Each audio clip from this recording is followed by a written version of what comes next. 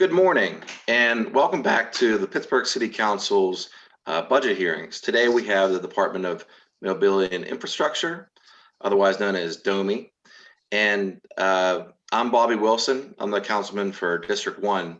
I'm filling in today for the chairman of this committee, Anthony Coghill, Councilman Anthony Coghill. He is attending a family emergency, and so we wish him well and his family. And that said, first usually we started off with the budget director, Bill Urbanek, and then we will go to Director Ricks, Karina Ricks, and she will give an overview. And then after that, we will have questions from council members. And typically I go in the order that I see people arrive to the meeting. And currently we have with us Councilman Corey O'Connor. And so with that said, let's, Bill, do you have a presentation for us? Yes, I have. All right. Thank you, Councilman. Thank you. The mission of the Department of Mobility and Infrastructure is to provide the physical mobility necessary to enable the social and economic mobility of the people of Pittsburgh through the management, design, improvement, and operation of the public right-of-ways. The Department of Mobility and Infrastructure is comprised of three different bureaus. One is planning, policy, and permitting. The other bureau is traffic operations. And the third bureau is project design and delivery. As I had spoken about in previous budget hearings, we are looking at this budget in a round of reductions for 2021. The total budget for the Department of Mobility and Infrastructure is $7,116,000. That is a decrease from what was anticipated in last year's 5-year plan of $1,440,000 or 17%. Total full-time positions, 91. That's a reduction of 6 positions. Reductions in the first 6 months of the year. First, 1 of 4 project engineers has been eliminated. And remember, these are vacant positions in most cases here. 1 of 5 staff engineers have been eliminated. 1 of 2 policy analysts eliminated. Communication specialist, senior systems analyst have also been eliminated. 1 of 4 laborers eliminated. There's 3 other positions that have reorganized into new positions for net increase of $8,800. Non-salary expenditures have been reduced by $143,000. That's 20% of what was anticipated in last year's 5-year plan. Workforce training reduced by $30,000 or 60%. Traffic division materials reduced by $20,000. Operational supplies reduced by $10,000. Computer maintenance for the Department of Mobility and Infrastructure software has been reduced by $50,000, but it does increase again in 2022. So this is not a permanent reduction. Now we'll go on to the second 6 months, and that's the July 1st anticipated workforce reductions. And remember, this is due to the lack of revenue that we've received in the city of Pittsburgh. Workforce reductions beginning July 1st would be $719,000 based on the average salaries and benefits of the 91 full-time positions. That would equal the elimination of 19 additional employees. DOMI has 2 grant-funded positions as well. The Hounds Endowment has funded 1 policy analyst. That's the same as last year. The Port Authority is funding a senior project manager for the work on the BRT. The Hillman Foundation is funding for a transportation fellow. That has expired and that position has been eliminated. Department of Mobility and Infrastructure has no trust funds, but they do have some revenue line items, and we'll go over very quickly. Telecommunication licensing is the largest of those. There's approximately $1.2 million, similar to last year's, and that change of just $7,000 there. Valet licensing stays about the same, around $11,000. Excavations is reduced, and most likely due to the lack of a little less work, $399,000 from $643 in the 2020 budget. They have sidewalk openings, curb cuts, pool permits, temporary barricades being one of the largest sums here. That actually increases to $671,000, an increase of $233,000. Machinery and equipment is the other larger line item. And that amount increases 27% or $65,000 from 246 to 311. The other line items there are encroachments, smaller amounts of money, $17,000, and for encroachments on bridges, $26,000, actually a little increase there. Total amount difference is a minor increase of $30,729. And next, we're going to switch over to the capital budget, which DOMI has a large percentage, approximately 69% of the capital budget falls under DOMI. The other large chunk we spoke about the other day, and that was Department of Public Works facilities. So under the Department of Mobility and Infrastructure, I will just stick to the I'm sorry, I misspoke on that. Department of Infrastructure is a total of approximately $69 million in projects. That's 55% of the $125 million capital budget. We're planning on taking a bond issue out next year of $55 million. That would be, they will get 69% of that $55 million in bond, or approximately $38 million. There are several different projects there. I'm not going to go through each one unless the members would like to do that, but they can be found within the capital budget, which was attached.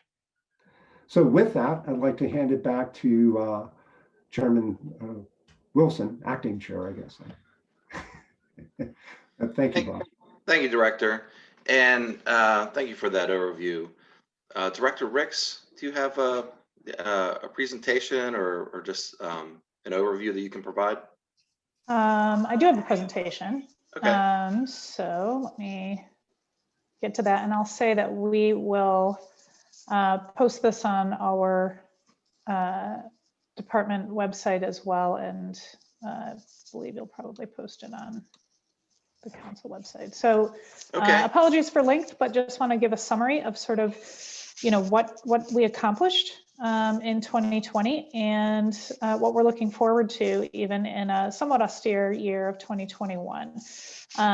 Bill went over our general organization. We have 3 bureaus. We also have 3 divisions. 4 divisions within that. So we have the Project Design and Delivery Bureau, which is our major capital projects, engineering, bridges and streets. We also do construction inspection of other large-scale projects like the Bigelow Boulevard project that's underway in Oakland now. The Traffic Operations Bureau, which does our complete streets design, our signal timing designs, all kinds of operational improvements there, but also within that our 2 divisions, the Sign and Paint Division and the Signal Division. Policy Planning and Permitting, which oversees systems planning, is the principal liaison with the Department of City Planning on development review, and also does policy development for management of the system. The right-of-way permitting division is beneath the policy planning and permitting, but represents a substantial body of work there that's overseen by Angie Martinez. And then the paving division that does our asphalt resurfacing, overseen by John Klinger. We also have a fiscal, because we have a complex fiscal outlook and contracting. We have a fiscal and contracting unit that is a small group, but very, very important. As Bill mentioned, in 2020, we comprised about 97 people. We will be reduced to 91 people across those 3 bureaus, 3 divisions in the director's office. in order to deliver the program that we have. Bill went through our mission, which is to provide the physical mobility necessary for economic and social mobility. We're driven by 5 goals that try and center our work: that no one dies or is seriously injured traveling on city streets, that every resident of our city can access fresh fruits and vegetables within 20 minutes travel of home, and they without the prerequisite of a private automobile, that all trips less than 1 mile are easy and enjoyable to walk, roll, or bike. I will say that about 25% of the motor vehicle trips made in the city of Pittsburgh are less than 1 mile. So that can be a substantial climate action plan and major congestion relief. But no household needs to spend more than 45% of income on housing and transportation. And that's for every income quintile across our city. We do know that housing costs are rising. So it's incumbent on our department to really drive down the other side of that equation, which is the transportation cost, so that we can remain an affordable city and really provide a backstop against displacement. And finally, that our streets reflect the values and pride of our city and the pride of the people of our department. We have fabulous staff. Just in terms of the assets that fall to our department to maintain, we have over 1,000 linear miles of street that account for about 2,500 lane miles of street. We have tens of thousands of pavement markings that need to be maintained. We have about 675 sets of steps covering 23 miles. We have more than 44,000 street lighting fixtures, 613 signalized intersections, and our signal system has more than 10,000 individual fixtures requiring maintenance. We have more than 850,000 street signs and about 33 miles of guide rail and fencing that needs to be maintained.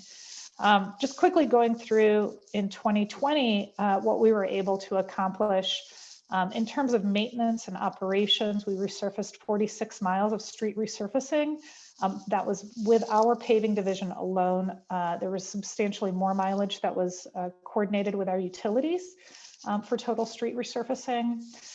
We addressed 23 concrete, brick, and blockstone streets, painted more than 300 miles of center lines, and marked 3,600 crosswalks just this year. Signal retiming 45 intersections, completed major maintenance on 8 bridges and advanced design for 5 more. And we looked at landslide mitigation at 15 locations. That's both for construction as well as design of those locations. Just some pictures to illustrate the commercial street landslides, street resurfacing, pavement markings, some great work on the Lowry Street Bridge that continues underway, mitigation of the Arlington Avenue, the slope above Arlington Avenue, some improvements to Primo Street. In the safety front, we did launch Pittsburgh's very first Safe Routes to School program, even in a year when most students are learning from home. But we've done great work with 4 inaugural champion school partners in every quadrant of the city. We've completed 12 traffic calming projects and collected data for 22 more locations where we've received requests. We've installed enhanced crossings at 5 priority pedestrian crossing locations. Those are non-intersection locations. We've addressed 4 high crash intersections and completed major signal upgrades at 8 different intersections. So among these, 40th and Penn, which was a very problematic intersection, completed that. Maytide Street was a rapid response project, our Safe Routes to School. Chateau Street, which has long been a very dangerous corridor for residents there, conducted a road diet and rapid flash rectangular pedestrian beacons at that uncontrolled location. Marshall Avenue, with partners at Healthy Ride and Bike Pittsburgh, we've advanced the Move Forward PGH campaign, which is really a safety campaign to share the road. In terms of complete streets, we completed the Bike Plus master plan. That's a 10-year bicycle master plan. The last one that the city had was completed in 1999, so we were a little bit overdue for that. That was a great accomplishment, really excited. And then we moved directly into implementation after completing that plan, and we've completed 13 miles of all ages and abilities Bike Plus network improvements. We introduced this new typology of neighborways into our city that are low stress, non-motorized, shared street improvements. We completed 2 new trails, the Monitor Trail and the Cattail Trail down on Washington Boulevard. We launched Move 412, also known as the Pittsburgh Mobility Collective, which provides a diversity of different mobility services, car share, bike share, carpool assistance, real transit time, arrival information, carpooling when we do that again, and really have really started to launch that. And there will be 50 ultimately across a number of different neighborhoods in the city. Completed critical sidewalk gap construction in Homewood and the Hill District. We executed a new 10-year transit shelter maintenance contract and did assessments of all 200 of our shelters and began improvements of those. We've completed the design review with the Port Authority of the East End Oakland Downtown Rapid Transit Project. So again, just some images of those critical sidewalk gaps, Gap to the Point, which was one of our links in the Bike Plus network, Southside Neighborhood Street, which addressed this difficult connection underneath the Birmingham Bridge.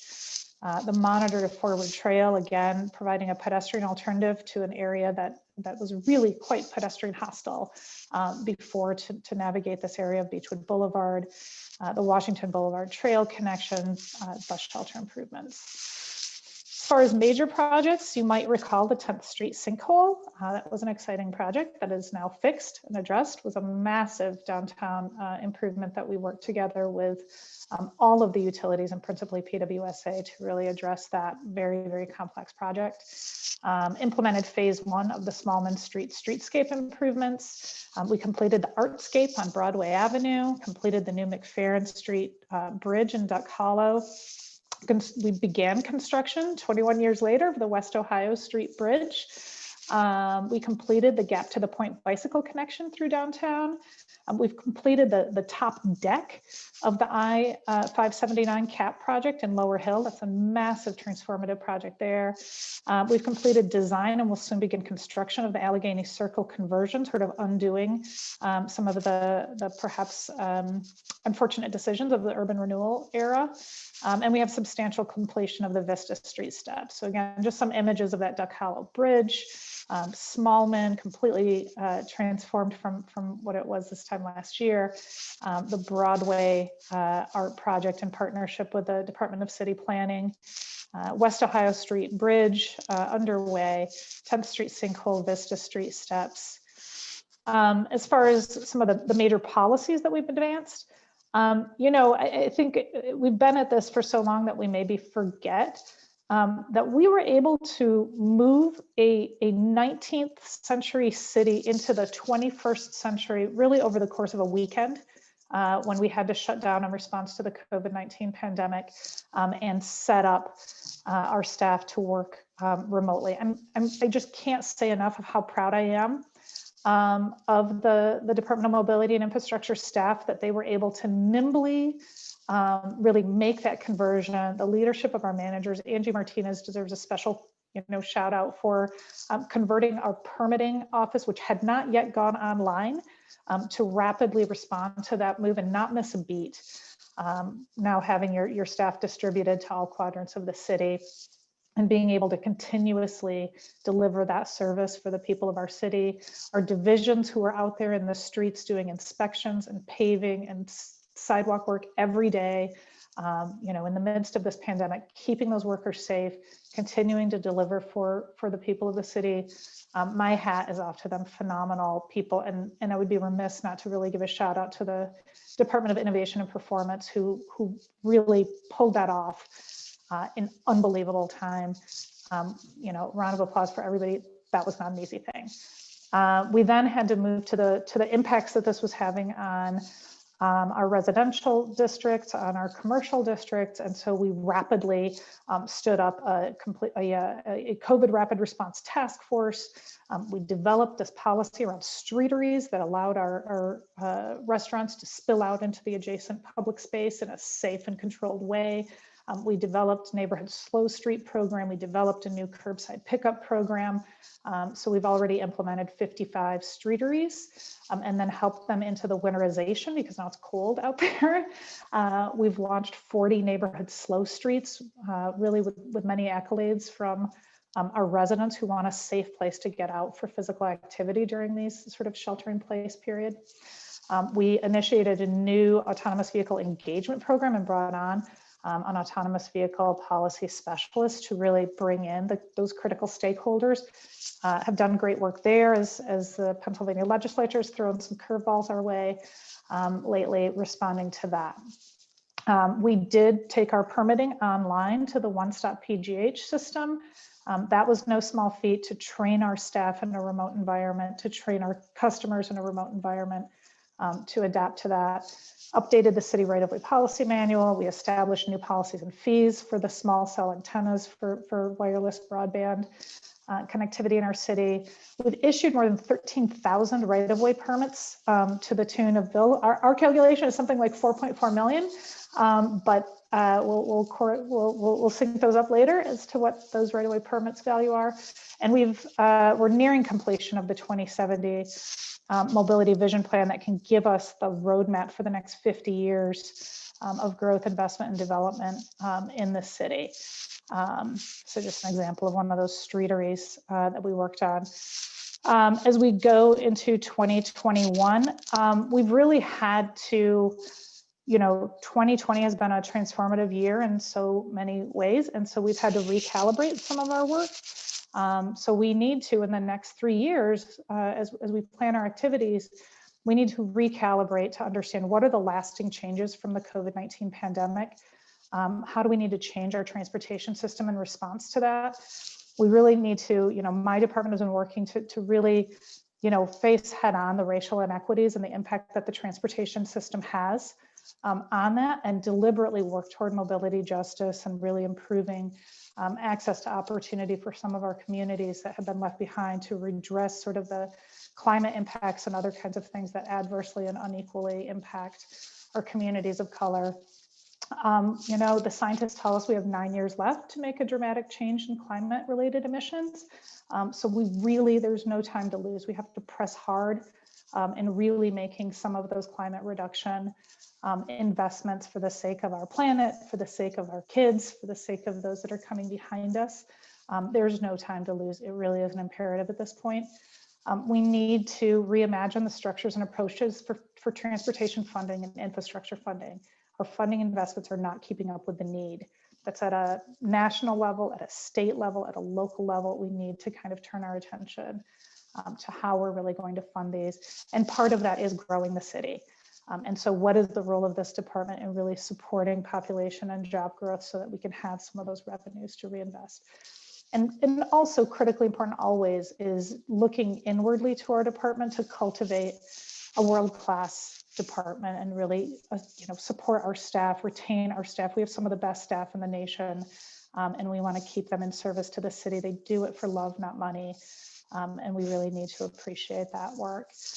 We work still across these areas of safety, accessibility, adaptability, and resiliency, preservation, and our internal core capacities. On the safety front, 2021, we'll be doing a number of intersection improvements, a number of corridor safety improvements, including Liberty Avenue, looking at West Liberty to address some long-term safety issues there, Beechwood Boulevard, Shady Avenue. As we said, we have a long list of traffic calming improvements that we're looking to address across the city.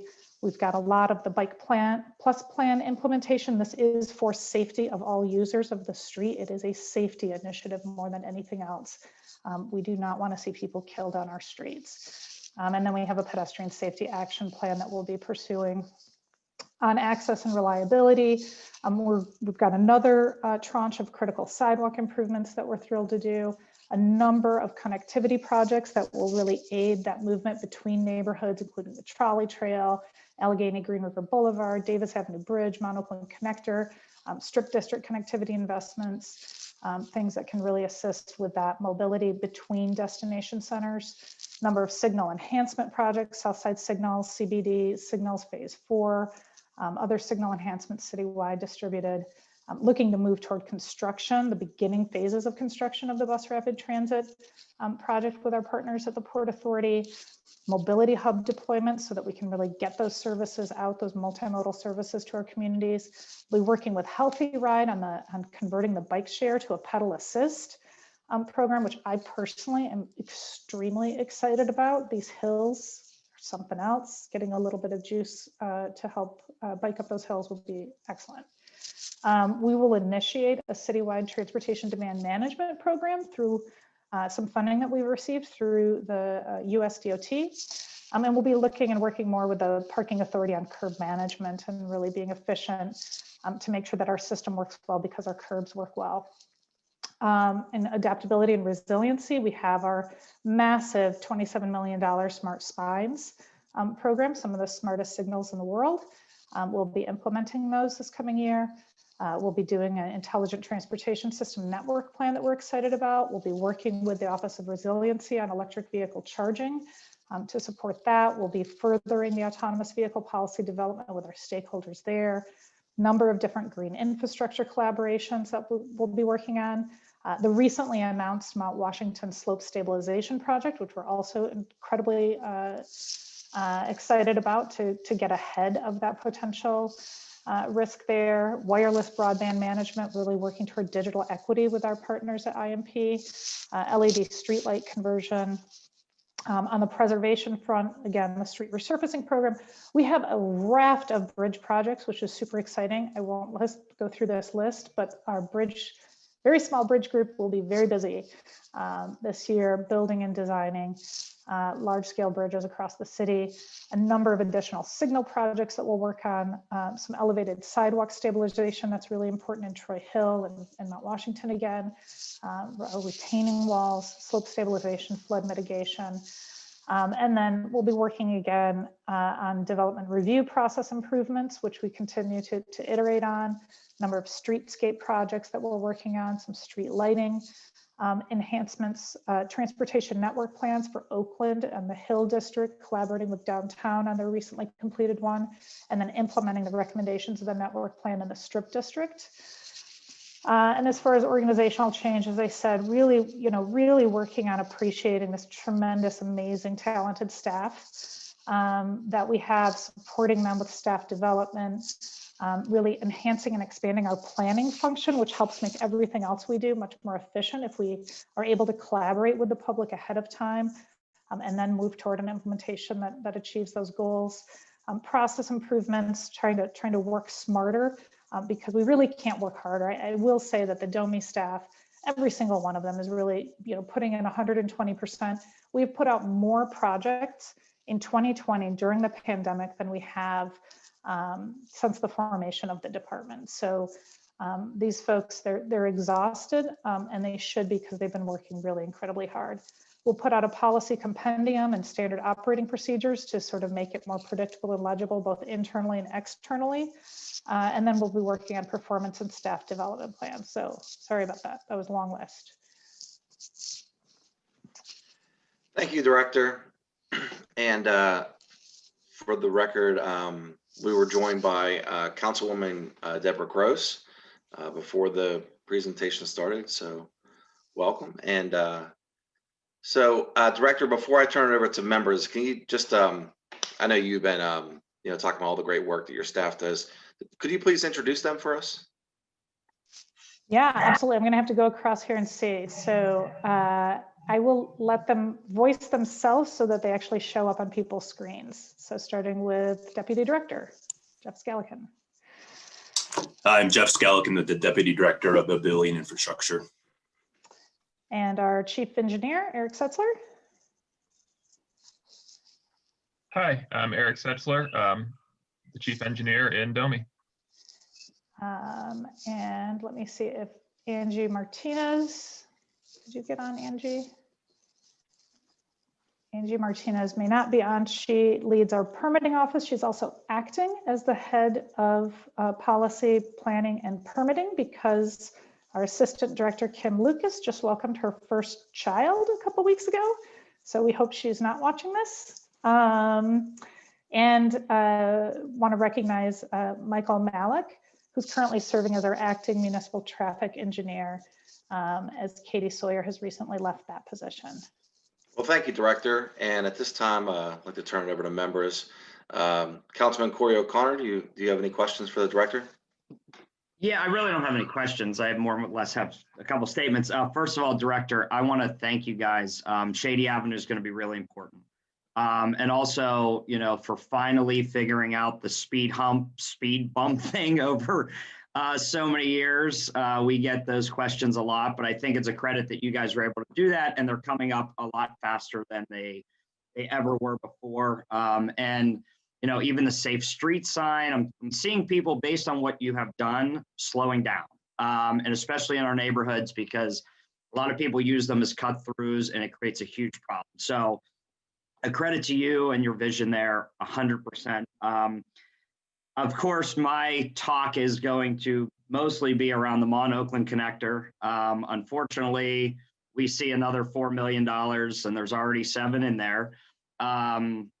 And it's a project that, unfortunately, I think you guys were stuck with, opposed to a vision of it. Nobody has to answer or acknowledge that, but that's my belief, and I'm going to stick by it. So in moving forward, we had 41 million set aside. It was cut down to 16 for PWSA. Now that was stormwater. So this year, again, there's another 4 million set aside for this project. With no line items in the budget. So I believe the only project that my community actually likes is a walking trail in Sylvan Avenue and a connector underneath the railroad line for a trail into Shenley Park. So what I'm going to propose, and these amendments are going to come over to Councilman Lavelle this afternoon, hopefully, is some funding for the walking trail at Sylvan Avenue. But the rest of the funding, because nothing has been built this year and nothing will be built, and because we're in this COVID world, I believe the money should be reallocated to the Housing Opportunity Fund, because once we get out of this moratorium for all these states, a lot of this money needs to be spent on keeping people in their homes and supporting them. So I don't know if I have the votes, but I think, in looking at that project, and there's already 7 million set aside, I think we need to focus on other things this year. So we are going to put these amendments forward. Again, not sure I have any votes on council, but I think we need to just put money in those types of projects, opposed to a bus for 13 people to buildings that aren't going to be built for an extended period of time. So that's sort of where I wanted to go. I mean, there's other great projects we can amend to. I know Avenues of Hope is a big project, and that would actually support the Hazelwood Business District as well. So I'm going to put those amendments forward. Again, nothing against you or your staff. I just think now's not the time to focus on that type of road. I think connections and walking trails, like I said, the Sylvan Avenue one, I put money in about 7 or 8 years ago, and we never even used it. And that's not to you. That was a prior administration. So again, that's more or less, I wanted to just be upfront and say that's what we in my office have looked at, budget amendments coming and putting it towards other use, especially this year when it comes to COVID and what people might see in the next couple months. Not sure I have the votes on council, but I just think that's a better use of those funds this year, given that there's already money set aside for it. So again, thank you for all that stuff that you guys have done on safe streets. I mean, I've been running in the streets because, there's not much else to do, but I think, what you've done with those intersections is great. I know we have a huge project coming with the Forward Avenue intersection. And, if you solve that, somebody in Squirrel Hill will give you a medal, as you know how difficult that is. But yeah, that's kind of what I wanted to say. I'll listen to, I think Councilwoman Gross also has some questions, but just, on the Mon Oakland connector, that's kind of where I think we need to push at this time. But I think all the other work that you guys have done has really made a huge improvement in our street system. So thank you for that. And I'll pass it off back to the chair. And Bobby, thank you for jumping in and sharing as well. I know, sometimes different schedules happen, but thank you for doing this. Not a problem. And thank you, Councilman. Councilman Gross, you have questions for the director? Thank you, Councilman Wilson. Good morning, everybody. And thank you for being here. And thank you for all of the work that you've accomplished in this amazingly difficult time. I just want to emphasize how I heard the director saying that you all are exhausted. And you were there throughout this entire year when my district was asking you questions, asking you for another meeting, asking you for more changes to their streets. And so I just want to say on behalf of my constituents, thank you as well. Well done and well appreciated. Um, I do want to note that we had so many of these deployments were about keeping constituents safe while they were outdoors. And it really shows, right? So that people are able to get out of the house, get the exercise they need. Even from the beginning of the pandemic, our own health director for Pennsylvania was saying, be safe, stay socially distanced, but stay active, like get outside, get some fresh air, keep healthy. I could probably take her advice a little bit better because I really need to do that. But my constituents and neighbors are out there with their kids. I remember talking about at the beginning of the pandemic, kids are home. We never expected them to be home so long. And they need to be active, to be well, to be mentally well, and to like kind of work off their stress or any anxiety that they're feeling. And it really, Domi has played a really big part in that. So again, a really heartfelt thank you. And that presentation blew me away, director. You do so much. It's really, I remember when you had, there were 2 people in Domi. I remember, I've been here long enough to remember before Domi. I remember saying directly to the mayor, I think my first year in office, when I had so many traffic calming requests, as I often mention, everyone knows my district of 8 neighborhoods has undergone rapid change, but that means that people's journeys and pathways have changed. Where there used to be schools, there aren't schools, or there are schools where there didn't used to be schools, or there are main street destinations that had been vacant for years and now have destinations. Even in like 6th Ward Lawrenceville in 2014, the Block Watch was most concerned about pedestrian safety on Butler Street because it was just so terrifying. And so all of those crosswalks, all of those traffic signalizations, all of the kinds of infrastructure changes of bump outs and increased kind of sidewalk safety, all of that have all fit together. And I definitely want to say that District 7 also suffers from the residential streets being used as cut-throughs. So people have their phones in their hand and their apps in their hand, telling them to drive on streets that they maybe never knew existed before. And I know that you've been trying to take that tangled knot apart. So whether it's people going 55 miles an hour on a Highland Park residential street that has tons of kids on it, it got speed humps, thank you. Or it's where trucks are getting stuck on tiny pre-car streets that weren't even built for cars in the flats in Lawrenceville. We don't have all the solutions, but you're working on it. And I just want the public to hear that you have engineers.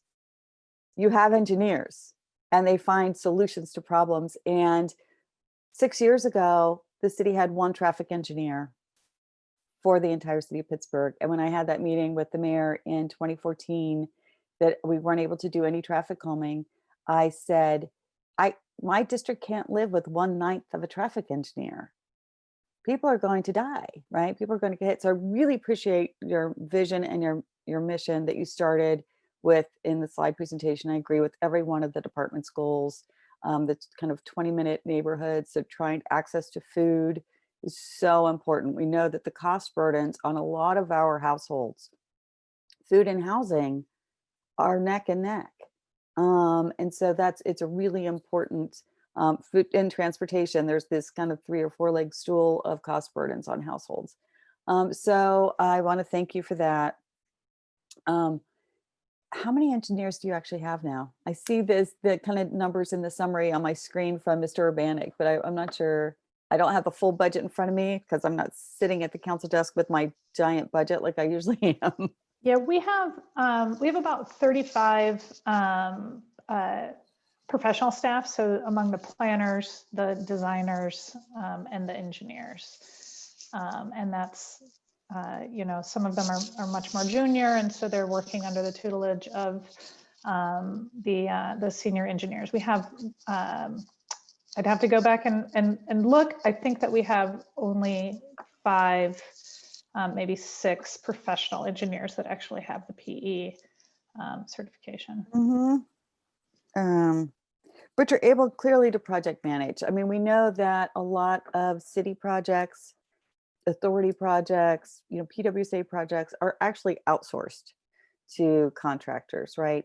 But what we learned in doing massive infrastructure, from having not done a lot of infrastructure, frankly, at the city side or authority side for a few decades, was that you also need staff to manage those subcontracts, right?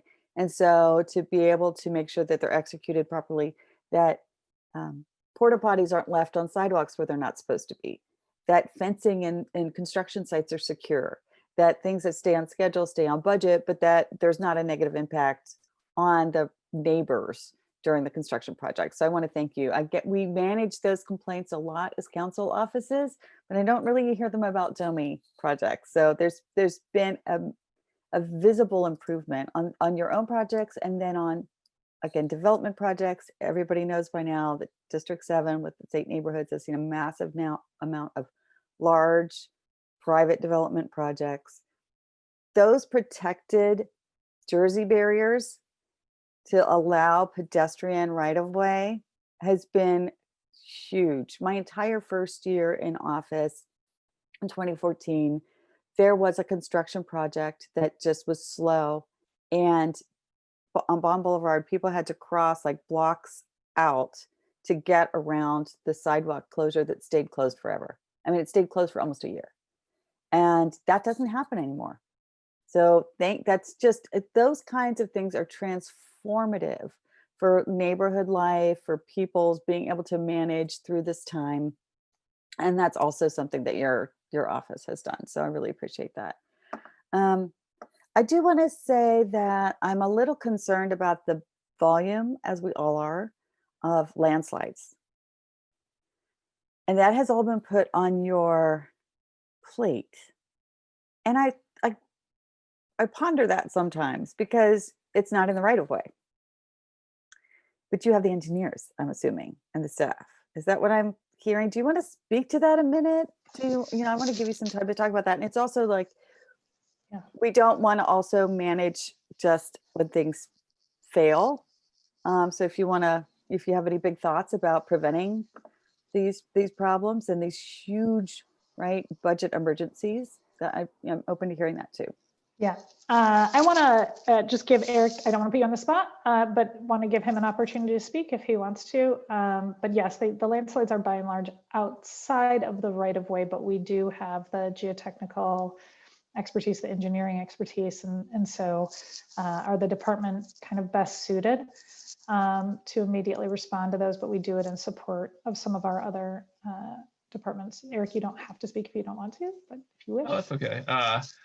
No, it's true. And the ones that do affect the roadway, the right of way, are the most clear that DOMI has, a reason to be involved. But of course, as you said, we do have the engineers, so we're happy to help out other departments as needed. Obviously, the landslides have to be dealt with, and they take a lot of staff time and they take a lot of money. We are certainly working. We got hit in 2018 with all that rain and all those slides, and I do feel like we are digging out of that hole. And as we are able to do that, that will allow us to get a little bit ahead so we can be less reactionary and, attempt to tackle things in a more proactive manner. But it always will be, we talk about assets, bridges are assets, walls, streets. You can think of a landslide as an asset, but it's almost a liability, but it's, it's also something that we need to manage in a proactive way. So that's certainly what we're trying to move towards. So I when I entered council, there were members who had served for a long time who remembered that there used to be a kind of Department of Engineering, and that we didn't have one anymore. and that maybe it was time for a consolidation or realignment of those capacities.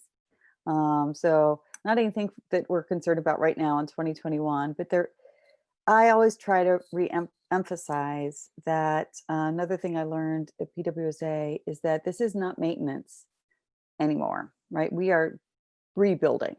So imagine kind of like sitting here, all of us today, and thinking like, okay, how do we build a city that will last for the next 100 years? That's the project, and that's a different set of people, resources, skills, and budgetary kind of, allocations than just saying like, well, what needs to be replaced this year on it, because we just didn't do our replacement cycle.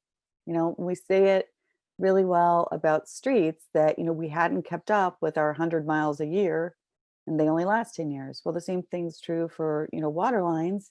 It only lasts 70, 80 years, but ours are over 100 years old. So we're doing it all at the same time. Because so kind of like every sector of our infrastructure and our departments we neglected. And then we lived in austerity for 15, 20 years. So I think we need to think about it differently. Like, how do we build a city? It's kind of the project that we're all in. And so we need to talk and think about it that way. And what choices do we make in the building of that city? Again, as you emphasize in your vision, for equity, for access, to reinvest in the things that people need in their lives, right? And so our project is not like how to build one parcel. It's how to build in a way that people can meet their daily needs and thrive and succeed. So I really appreciate you kind of aligning your work with that kind of vision. I've been kind of consistently just asking each director how the budget decreases that they see in the first 6 months of the year. Like, this is as of January 1st, is the way I'm reading the memo that's in front of me from Mr. Urbanek. A reduction of 1 of 4 project engineers, 1 of 5 staff engineers, 1 of 2 policy analysts, 1 of 4 laborers. And that's kind of all it kind of jumps out at me at the top. Would you like to speak to kind of how does that impact service? Well, we are a very lean department already. So any, even a single position reduction, is not something that we look forward to.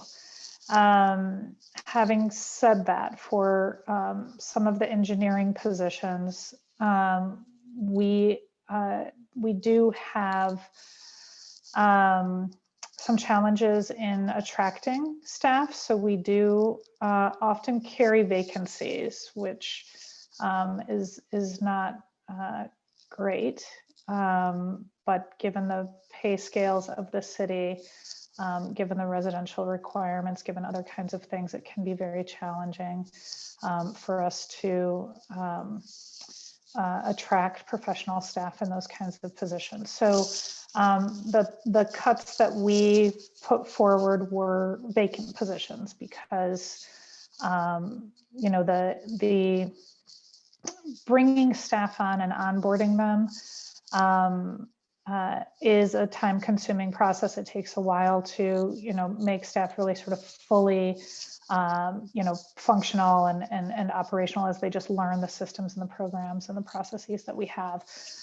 So we can be more efficient if we're able to successfully really retain the staff that we have and invest in staff retention.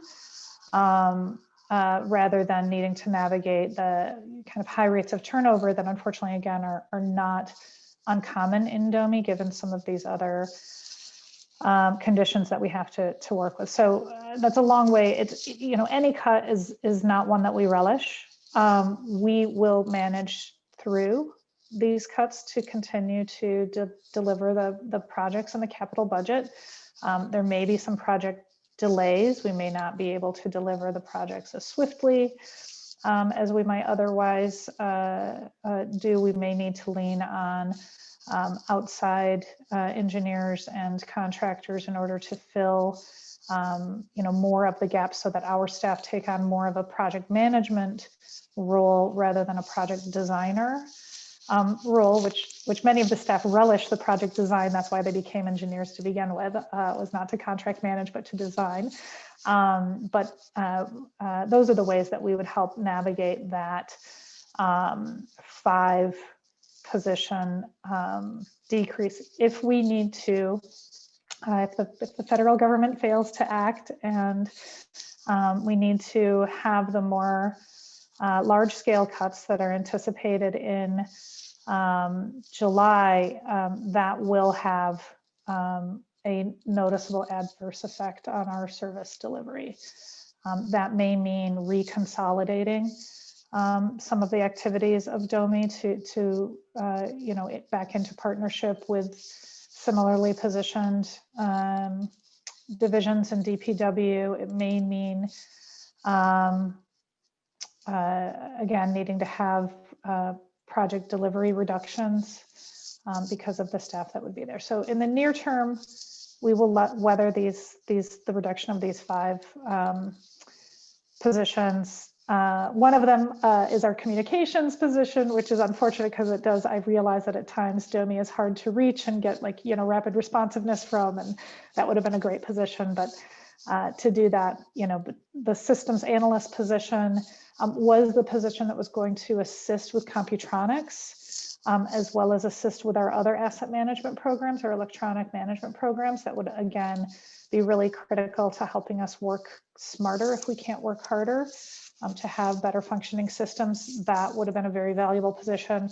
We're having to lean on the Department of Innovation and Performance. So with that gap being cut, we're looking to our fellow department who is also experiencing cuts. So, we'll just have to exercise some degree of patience, but we'll be okay with these cuts. The deeper cuts, should we not get federal assistance or recovery, will be much more profound and disruptive. So it's distressing, I'm sure, if you're the person who lives on El Paso Street, to hear that, a lack of staffing may slow down a landslide stabilization project, right? I mean, that was going to be one of my questions. I try not to focus just on my own district, and these are budget hearings, but the people in El Paso are watching their street, right? Have been actually watching their street collapse repeatedly for decades, since before I was in office. There were landslides under that section of road, and neighbors suing neighbors for dirt that was in their backyard on Chislett, and so it's been going on and on and on, and now the road's gone and they need it rebuilt. So is that at risk of stalling? I have to just ask on behalf of the residents of El Paso for sure. I mean, to be honest, I guess I would have to say yes. I mean, across the board with staff reductions, there would be a delay in project delivery because we do have a raft of projects. So we would need to prioritize those, to deal with, triage. But as you noted, if that then trips us into, further deferred maintenance, another critical project in your district is the 28th Street Bridge. Does that mean, at some point we need to weight restrict a bridge like that, which then would be disruptive to transit service that uses that bridge? Yep. So, it becomes a very, difficult, choice of triaging projects if we do experience that more dramatic staff reduction. Again, for now, it is tight. It has been tight. As I mentioned, the staff are carrying really more than is fair to ask of them, but they carry it heroically. Now they'll continue to move forward on all of those. If there are the July reductions, I can't say with certainty that would not be delayed. So that's concerning, right? And I'm gonna, we're, as you know, because you get the inquiries as well, people are very upset about not, watching that road not just collapse, but then it's getting closer and closer to their own property, right? And let alone the people on the properties below it as well. There's a map that I forwarded to PWSA and to city leaders before this El Paso collapse that you have. Everybody has got it somewhere in their emails. I've emailed it so many times, of my office just drawing in pencil on a 8.5 by 11 piece of paper that we zoomed in on a map. And I said, just pull up the last 5 years of constituent concerns. Because like right around the bend from it, I've got, someone just uphill from the landslide, someone's basement is getting flooded from the water that's coming off of Kelly Field in Stanton Heights. And so there are these multiple infrastructure collapses that I keep hoping we'll do better at, across silos and across authorities, see how, broken water mains, flooded basements, sewers that aren't working and overflowing parks, fields and runoff on the streets are causing the problems, and we can solve them before the problems like a collapsed road happen. And so that worries me about the Computronics position, because we keep waiting to have the tools. I used to press Director Kennedy, Maura Kennedy at PLI about this. When is it going to be up? When is it going to be up? And she was trying the software that I can't remember that we eventually abandoned, that was supposed to coordinate with PWSA. And so we just had this conversation with the IMP about how we're going to get on, I think, both Computronics and the Esri cloud-based GIS platform, right, that I'm enthusiastic to budget for. But if you don't have a staff person to use it, what good is it? Am I understanding that clearly?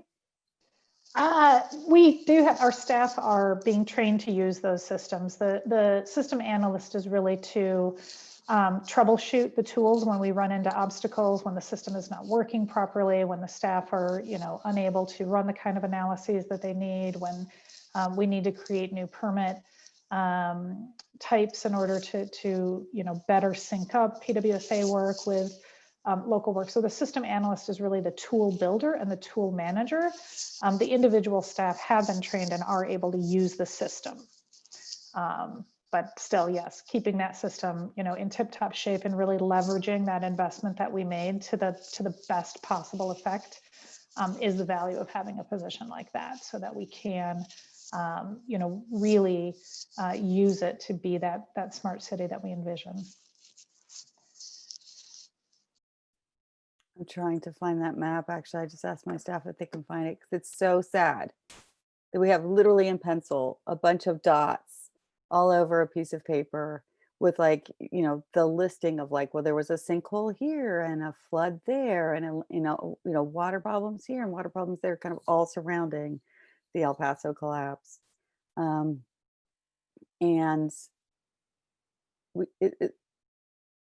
what you don't want to see, right, is either due to a lack of capacity or a lack of kind of historical memory, right? We've got, if we have turnover at departments, certainly PWSA had its problem kind of under Veolia purging a lot of staff. And so institutional memory goes out the door, and then hiring new. They don't remember that happened 10 years ago. They don't know where to look to see that there were those case records. And so it's frustrating. It's incredibly frustrating for the residents. I've been calling the city and PWSA about this problem for 10 years now. How do you not know about it? Right. And so, and we try to help with sharing that institutional memory and pulling together all of those things. But this is what your department has authority over, especially in utility coordination. And as I just said, we're kind of rebuilding the city, and all of these, it's not always you, it's people's gas coming by a year after we did lead water service line replacements, and then deciding that they suddenly noticed that was a 100-year-old gas line under the same street. So that's frustrating. And I'm worried about being penny wise and pound foolish, right? If we don't staff you with the people who can better coordinate using the Esri platform and the Computronics and catch these things before they happen, we could be paying for the same 10 feet of street 4 times. after ignoring it for 40 years and not fixing it, then you're going to pay for it on your gas bill, you're going to pay for it on your water bill, and you're going to pay for it on your property tax bill to the city. And that infuriates people. And I've certainly heard that enough times knocking on doors. You know, you didn't pave my street for 40 years and now you've paved it 3 times. So let's not do that. And please be clear to us at council what you need so that because you have the authority, but you can't implement it unless we give you the right resources, right? And that's what I trust you to know what you need. And then it's on us at City Council to fill those needs. Because again, this is not maintenance. This is not like just a predictable 10-year cycle, right? Everything's too old and collapsing. And so there's so much concurrently that will continue now for a few years that will need to happen all at the same time. And we don't want to triple pay for it or have disasters happen, like buses and streets and whole sites collapsing, right? It's to the extent that we can anticipate some of those. I think some of the work we can do can anticipate and prevent them. I also want to ask, just before I go, Mr. Chairman was done, you know, when we're looking at budget cuts, when I've got people wanting traffic calming, it almost is an unending demand for traffic calming. And I want to acknowledge that. I feel like we're one of the most demanding districts in requests. And yet they continue to come in. Again, I think because sometimes neighborhoods really don't change. We have low turnover in our people in the city. We tend to stay in the same house for 30 or 40 years, but an entire neighborhood will then turn over, like Bloomfield is like all, everybody's under 40 in Bloomfield, where it wasn't so 20 years ago when I first moved there. I was the youngest person and I was in my 30s. And it was literally like a big to-do on the street. Right? Everybody, all the retired people came over and they're like, "We're so happy you moved to our street." It was exciting. It was a big deal. So there's a lot of demands because, again, destinations and journeys are different. But I'll just say that, we have requests still for traffic calming on Friendship. We have requests still for traffic calming on Penn Avenue. The Strip District is probably just beginning in its demands and needs. The 2 people have been killed at 21st and Smallman, right, in the last 2 years. And I think both of them were during the day, right? So we know that there are people there, thousands of people on streets that used to have no people on them, that were basically like service roads going to warehouses with just trucks. They don't have street lighting, they don't have sidewalks. And now there's just hundreds of people going to and fro, a little less so that we're home, but there's a lot of people who are home in the Strip. A lot of the offices may not be populated, but there've been thousands of residences added. So I want to thank you for your continuing work. I also want to thank you for showing up yesterday. We just heard in the district yesterday afternoon that an Amazon fulfillment center is coming to 51st Street on the river, and it's going to be a tremendous concern. I got emails immediately, and thank you for showing up and convening with the administration to a very quick meeting with neighborhood leadership to think about how to mitigate that. And I'll stop there, Mr. Chair, because I could go on all day having Domi captive here, but I'll stop there. And I appreciate all your work. Do you have any response before I give up the mic? Well, I would just say on the traffic calming, so traffic calming has been great. It's also been a little bit of a victim of its own success. So we've successfully shown the way, and we've shown the positive outcomes that come from managing those speeds. I will take this opportunity to remind everyone that we wouldn't need traffic calming if you all would just follow the maximum speed limits, 25 miles per hour generally in the city. But what we need to turn to now in communities where there are, you know, we've got a few neighborhoods in the city where we do have parallel street grids. And so when we put traffic calming on one of those streets, it may have the network effect of people then choosing to go one street over. And so we're just shifting that bad behavior problem from one street to another street. So, you know, this is another reason why we need to really build up the planning capacity, which has been, is one of our smallest functions that we have in the department, to be able to, you know, look at those things on a network level and figure out network level interventions. So that we're not just addressing it on this block or that block, but that we're addressing it at the cordons, at the gate, you know, the entry points into these neighborhoods, so that we're putting traffic where it belongs, which is on the higher order streets. Even on those higher order streets, we still need people to travel at rational and safe speeds. Again, 25 miles an hour, please. But so that we can handle it more at a network level. I think that's the next phase of the traffic calming program, is to be able to handle it, particularly in communities like what you have in District 7, where you do have whole neighborhoods that are part of one system, so that we're not just shifting behavior from one place to another, we're handling it area wide. I'll stop there, Mr. Chair. Thank you. Thank you, directors. Thank you, Councilwoman. And we have, we've been joined by President Cal Smith. President, do you have questions? I do. Thank you so much, Chairman. And I just want to thank you, Director, and your team for working with Chief of Staff Gilman in the Mayor's office on the grant that we received for Grandview Avenue. And I just want to know if you could talk a little bit about that and how you plan on using those dollars and when, and give some time frame and some of the idea of what the work would be for the public, because that was a huge grant of almost $10 million.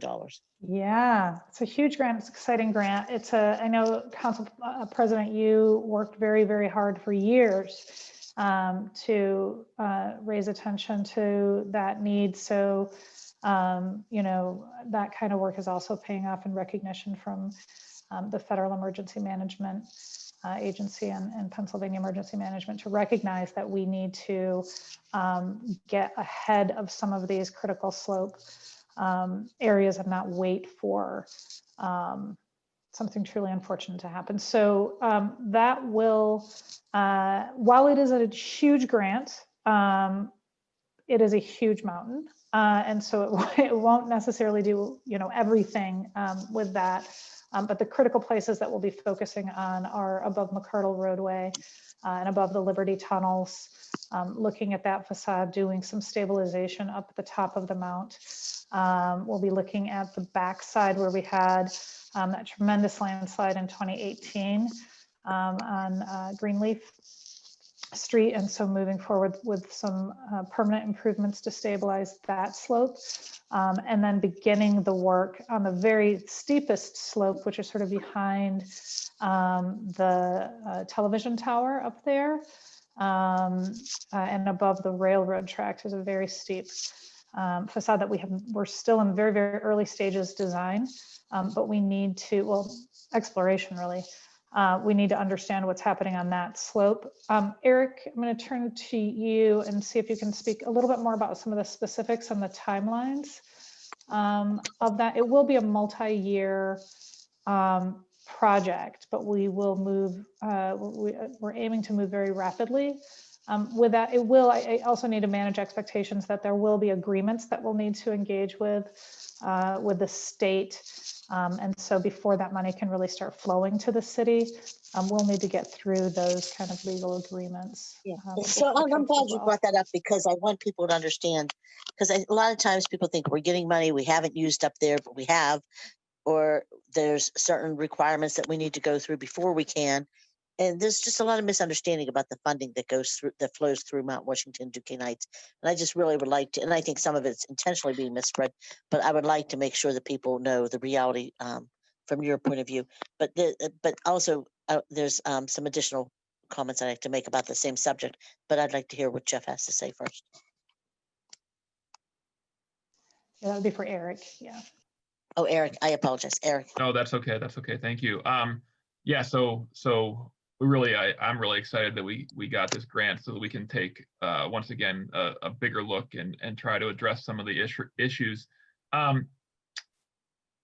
You know, it's tough to give an exact timeline now because of what the director was saying. My understanding is that FEMA has to grant the money to the state, and then the state has to. We plan to do it in a phased approach. The area over by Greenleaf Street, we have plans that are designed. So that would be our first after the grant agreement is signed. I'm sure we'll have to go through some clearance process to use the federal money, right-of-way clearance, environmental clearance. So there will be some effort there. But once that's done, we can move that project into construction while we're focusing on design efforts at the other locations.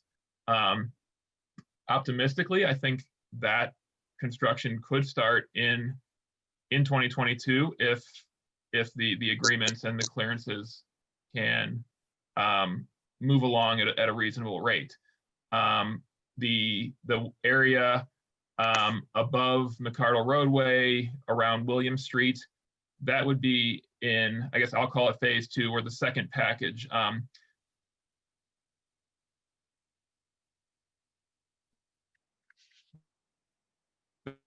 There's a lot of final design work to do there, but geotechnical drilling, we have some preliminary ideas already. So, you know, we are not starting from zero there. We have a good sense of what needs to be done, and we can move into final design and then have that ready as the second package. And then the third would be the area over, you know, at the other end of Grandview Avenue near the communications tower. As the director mentioned, you know, we're really at the very preliminary stage there. We've identified the problem, but we need to do a lot of investigation to understand the potential solutions and then move into design. So then that would be like the third in line for construction. And will William Street open up totally once this is all done? Is that the anticipation? We have to confirm that still, but that this is the scale of project that would allow us to open William Street if we so choose. Yes. Okay, so I think that's probably a goal that they'd like to discuss, but part of that's in Councilman Krause's district, so I'll let him speak to that. But part of it is in my district, so I think that some residents really do want it open, some actually don't. So I think it depends on who you talk to. But I also have a real concern, and I want to say this, that we constantly see development happening on Grandview Avenue and also across the city on slope areas. What part do you play in the approval process, if any? So we do have mapped, the Department of City Planning has the steep slope overlay, which triggers some additional review processes. It doesn't necessarily preclude development on those slopes. It triggers additional processes. We then would consult with the Department of City Planning and PLI on things like, you know, land movement activities and other elements of that. So, you know, that is Council President, another area I think that we need to continue to press forward on, so that you know, obviously we also have concerns about disruption of those slopes. We have concerns about the illegal dumping that occurs on some of the slopes that also put additional weight on the top of those slopes and can contribute to the land movement. But mostly we're advisory to city planning and zoning and PLI. Thank you, Director. I just want to say that the city has done their part in getting some of the suspected illegal dumpers into court, and it's my understanding that they were not pursued, that the whomever it was who held the court hearings dismissed the cases. So I just want to make sure that people know that it's not that the city's not trying to make sure that they resolve these issues. They just haven't been resolved once they reach the court process. And I mean, maybe for various reasons, and there may be legitimate reasons, but at least, we're trying to do something to rectify that as well. But I just really have a lot of concerns because honestly, one of the things, because I actually share the concerns that residents have about people coming and building on the hillsides. And there's a lot of people doing a lot of work up there now with a lot of money. And I worry every time I see any type of equipment on that hillside that it's coming down.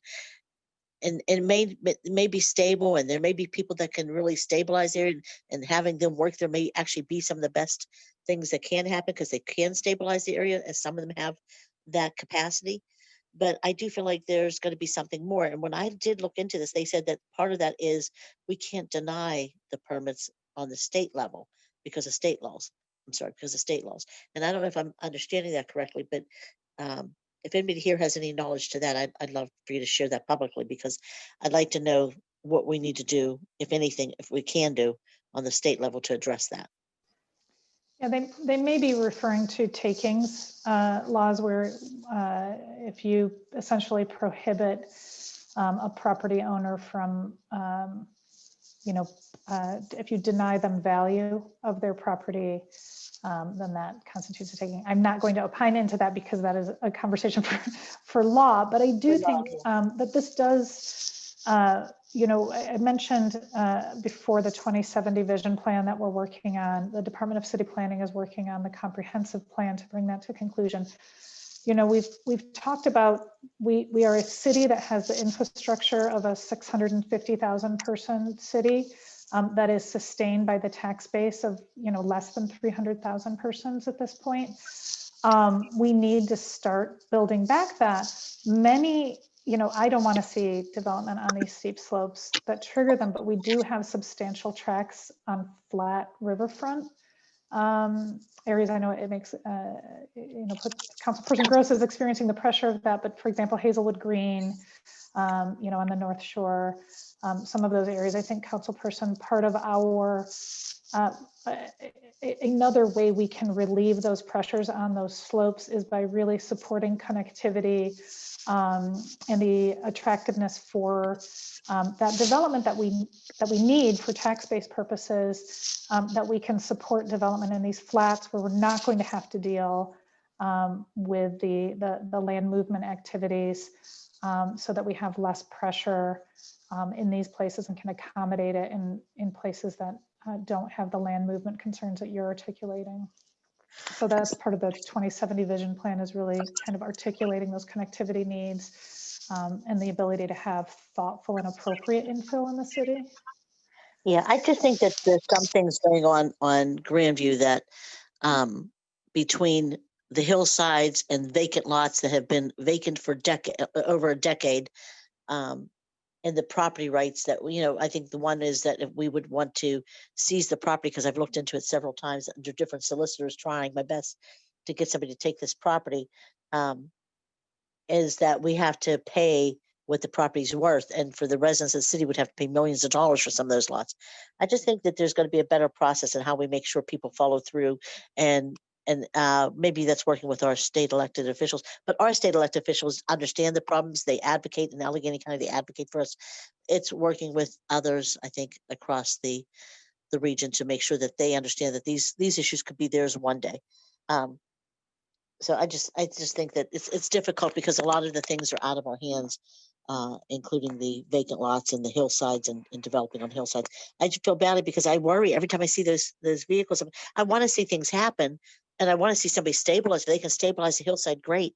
But I think I want to see the stabilization first before I see the development happen. And with that said, I think I heard Councilwoman Gross talking about Amazon, and we have one in Fairywood in our district. People say it's Crafton, but it's Fairywood. And the vehicles and the vehicle traffic is just the trucks parked all over is actually so dangerous. And you've worked down there several times, trying to do some things there, but it is still the trucks that are parked all around it. It's really, I wish, I mean, we want the jobs, well, some people may question what jobs are coming, but, overall people need to work and we know that. But it's getting people who walk in that area of Ferrywood. It's trying to get people. A lot of people want to walk to the place. They want to take transportation. We have no busing to the place, and the other part. So people are walking from a bus stop all through that where the trucks are. I'm afraid somebody's going to get hurt down there. That I wish we'd have a better plan when these fulfillment centers come in of where the vehicle traffic, how we address the vehicle traffic, especially that of huge trucks, 18-wheelers. So I just want to say, Councilman Gross, I think it's exciting to have them in your area because it does bring jobs. Maybe not the jobs some people might question, but I do think that there's some consequences that come along with it and some concerns that come along with it. So good luck with that. I've only heard concerns and questions so far Yeah, from my own constituents. So there's that. Yeah, well, in my district so far, I got to be honest, they employ a lot of people, and so people are thankful for that. But at the same time, there's questions about the types of jobs they are, how the employees. I don't know. I mean, I think that the people would like to see them treated, more under a union, and I think that's part of it. And the other part is that the trucks are parked all over, and there's other businesses down there. ModCloth is down there. There's a lot of other businesses that are affected by the trucks all over the place. I just wish we would address it because there was so much vacant land down there. We probably could have, and now that land's being moved as well. And so my other question is, we do a lot, and you do a lot. We've had a lot of issues again in Mount Washington, Duquesne Heights, with different signage, traffic, stop signs, people wanting speed humps, not wanting speed humps. And I said to you one time, I understand the public process. I think if the public says they have a concern and you try to address it, I wonder at what point do we say, okay, this is a safety issue. This is not for the public to decide. This is a safety issue. And this is for the director to decide. Because sometimes I get a little concerned because I feel like there are people that want a stop sign, don't want a stop sign, want a stop sign moved. They want lights on it. They don't want lights on. And we've gone through this back and forth in several places. And I get angry because I'm thinking, why are we meeting with residents and they're not doing what they ask? So I feel like there's that. But then there's also this part of maybe we're meeting too much and it should be safety first above all. I mean, there's certain things that drive me crazy. It's when politics get involved in safety or health. And I mean, this past year I've seen both, and it's just been, I just think there's sometimes you have to draw a line, and this is one of those times. I'd like to know is there ever a time you say that this is just for the safety of the public and we just cannot do this? Yeah, I really, really appreciate that question, Council President Kelsmith. So yes, and we're starting to do that more. So, we need to start approaching and couching the outreach, not as a, should there be a safety improvement? We can have the conversations about what is the most appropriate safety improvement, because there's oftentimes different approaches to do that, but it's not a question for the public, yes or no.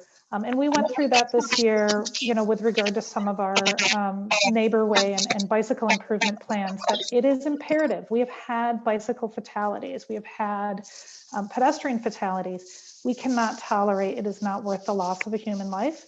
So it's not a question of should bicyclists be accommodated. They're legal users of the street. They will be accommodated. We will work with the public on the right way to do it. That works within the context of their neighborhood. But that's really where we've sort of started to have to be a little bit more clear that what is the nature of the public feedback that we're looking for, which is, how can we do this in an appropriate and sensitive way to your community, not a democratic decision of should we preserve traffic safety or not. That is not a question for public input. That is a requirement and a mandate of our department to do. Okay, and then so I appreciate that. And then I just want to be clear that you are putting some signs for pedestrian crossing along Grandview. You intend to put 3 up there, correct? Yep, But they you're should gonna- actually be under construction now. Yeah, so you're So starting with one, but you're going to end up with three, correct? we have one programmed right now. We're going to look for the others. Yeah, and they're So going to be at the Duquesne Heights side because they do have some legitimate concerns on that side. That, and I've said this for a long time, that there's a lot of times we do a lot on the side of Mount Washington side of Grandview, and that's because it's CDBG eligible. It's, you know, the CDC has a lot of work that they do over there. And so it looks like they've got all this attention on the one side, almost sometimes to the point where it looks too cluttered because they're doing too much on one side. But, you know, and when we put the speed bumps, you know, I hate those speed bumps, but I know that the community loved them. But not all the community loved them. Some of the residents on Grandview wanted them. But even then I didn't want them. It was when Commander Dixon said it was a safety concern that she wanted them up there. And so that's what changed between the two of you. That's what changed my mind. And then I thought, if it's a safety issue, same thing. I think that's when I have to shut my mouth. But I have to be honest with you. I think that there has to be a better looking way to slow traffic because speed bumps are ugly. And I just think to me, there seems like a better way to calm traffic, maybe putting in planters or narrowing the streets a little bit or making them, one way or something. I don't know what it is, but I hope we look into it. I do want to say that I get a gazillion requests for traffic mirrors. A lot of people want the mirrors instead of the speed humps, instead of other things. And we do have them in some places in our district that were put up years ago, and people want them adjusted, and it's difficult getting them adjusted because we don't do them, but yet people don't want them taken down. And yet the county still puts them up. They put them, so I don't understand how the county's using them because they put them, and there's one right over by our police station over on the north side, the police headquarters, where the county put them up. And when I looked into it, they said it was because Port Authority can put them up in any Port Authority place. And so there's a bus stop there, and that's why they put it up. But it really helps our people coming out of the headquarters, to see the traffic. So I hope that's something that we revisit, because even though I know it distorts, the image is distorted or could appear closer, but the same disclosure that they have on the sign over on the north side could be the same disclosure we put across the ones that we put across the city, because I think there's so many places we want them. Noblestown Road and Harris Avenue. I mean, they've asked for one for years, and I just wish we would look into some pilot programs and see how they work. yeah, we'll focus on slowing the traffic so that there's adequate gaps for people to get out. The mirrors, again, we've had this conversation that where the Port Authority can train their drivers because they have, they are hired people and they're going through regular training programs. You can have consistency there so that the drivers know how to use the mirrors, that they know what they're looking at when they're saying that. We don't have the same ease of training for the diversity of motorists, the drivers that we have here. And so people end up with a false sense of understanding, which can be actually even more dangerous. So slowing traffic speeds is definitely the number one approach that we want to take, so that you can pull out safely, that there's adequate gaps, that motorists can see each other as they're coming into some of these blind intersection areas. Speed humps, I'm glad that you said that. Speed humps are not, we talk about a traffic calming program, not a speed hump program, because we do have a number of different tools in our toolbox that are not just speed humps. Our engineers work really hard to find the most appropriate intervention. We're broadening our toolbox all the time. So this year we introduced mini circles as being another option in that. There is a whole array. Yes, Grandview has the speed humps that was deemed to be the most appropriate intervention there, but it's not the only one. And we're continuing to try and build that portfolio so we can address traffic calming on some of the steeper, narrower streets. I know we would be remiss not to mention Merrimack as one that we're continuing to try and figure out how we can put speed humps are the wrong solution there, but we keep looking to find the right solution to address the speeding issues on that street. So, And I just want to say, you think that that's the wrong solution because of the pitch of the street. yeah. And yet I know that there's residents that think that they've seen speed humps on streets with a steeper pitch. And so I just want to point that out, that I think residents often look for any gap in what they're being told or any kind of disparity in what they're being told, because they want to make sure that they're getting what they request if possible. And so I just want to make sure that if there is a chance that they can have speed humps there, that it's important to them. But mostly they really want a stop sign too at West Sycamore and Merrimack. So, Yeah, we have not lost focus on Merrimack. yeah, I just don't want at to all. lose the focus, because that's actually why we actually started looking at Mount Washington, because the residents on Merrimack had such concern. And yet that's the area that we haven't had a real solution yet. And Right. so I really want to look at that. And I do know that the speed hump or the intersection they call Crash Island, I do know that that's something that you're still working on. And you I think it was, we agreed to putting up a stop sign with a light. So I want to make sure that that's, flashing light. So I want to Right. make sure that that's something that we still do, because that was something we agreed to, I think, with the residents that night when we were up there. But there's also a Noblestown in Westwood, that Noblestown and Harris, they would love to see the mirror, because the city planning authorized a fence that was over 6 foot at an intersection. So that's something that they need to rethink as well. What we're allowing on the intersections, because it makes it extremely dangerous there especially to make the left. And Yeah, you can't let's see. follow up on that one. Yeah. So I just want to say, I think that somehow there's going to be some coordination between city planning and DOMI, and what we're authorizing and what we're not, what they can and cannot change. So, and this fence was put up years ago, so I don't want to blame any current, current people involved. I just want to say that it's been a problem ever since. Okay, thanks. Thank you. No, thank you for everything. Thank you for all the work that you do. You do a lot of hard work with a very little budget, very little team, and you're getting an awful lot done. But you have done an awful lot in our district. Even though you hear some complaints, there are a lot of people that have sent gazillion thank yous and appreciation emails and phone calls and text messages, and all those things for you and your whole department. So I want to make sure that we acknowledge them for all the work that they do, and that let people know that they appreciate your employees as well. Thanks, really appreciate that. Thank you. You and your employees. Thank you. Thank you, Chairman. Oh, thank you, Madam President. And so I do have some questions. I know it's getting to be, some time being here. I really appreciate all your time. I think that, your department is so critical for every, most discussions that happen in my neighborhood, the neighborhoods that I represent. And your team has been so responsive. So I want to thank you for that. Whether it's like a large,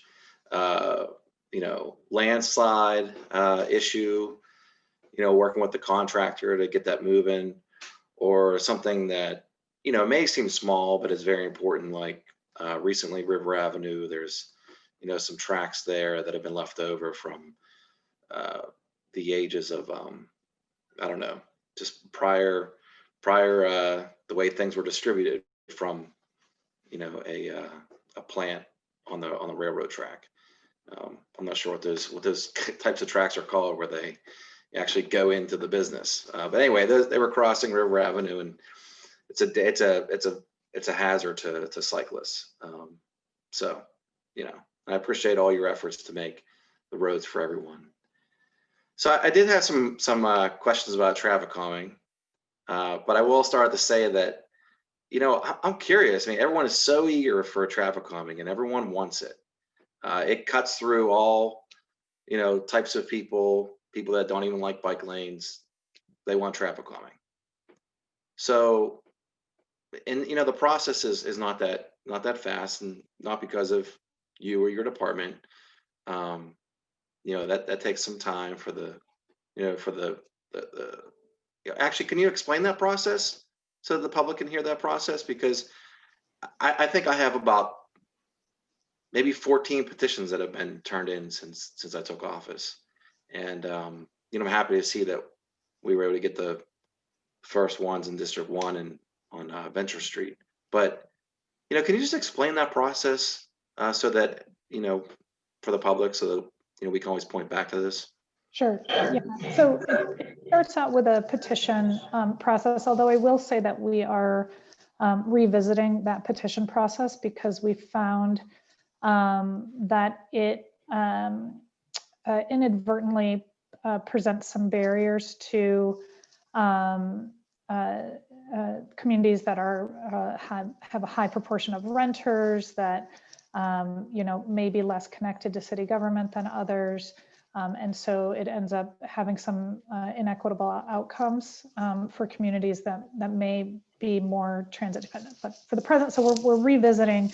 The purpose of the petition is to really demonstrate that there is, it's not just one person who perceives this being an issue, but there is a general consensus in the community that this is an issue that needs solving.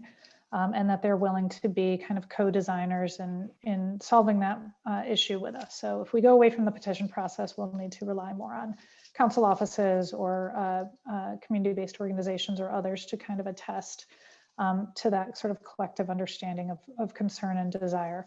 But we receive the petition, we then go out and do data collection on the area in question. And so the data collection measures both speed and volume of the vehicles. We will attempt to collect ancillary information about non-motorized users on the corridor as well. So bicyclists and pedestrians that might be more vulnerable users.